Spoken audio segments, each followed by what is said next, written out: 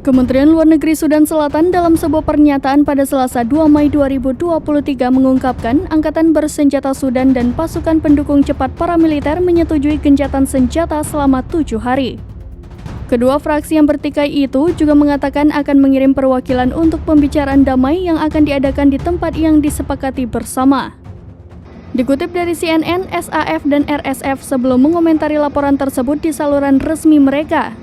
Sebelumnya, gencatan senjata gagal menghentikan pertempuran antara SAF dan RSF. Gagalnya negosiasi antara Kepala Tentara Sudan Abdel Fattah al-Burhan dan pemimpin RSF Mohamed Hamdan Dagalo pecah menjadi bentrokan sengit antara kedua belah pihak pada pertengahan April.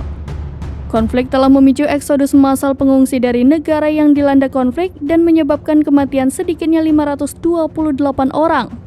Pengumuman dikeluarkan pada Selasa setelah Badan Pengungsi PBB UNHCR memperingatkan lebih dari 800.000 orang dapat melarikan diri ke negara-negara tetangga.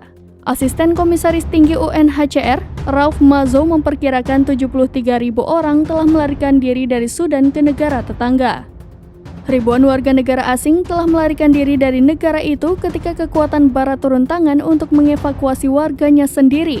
Sementara ribuan keluarga lokal lainnya telah mengambil risiko perjalanan berbahaya dari ibu kota Khartoum karena mereka harus berjuang sendiri.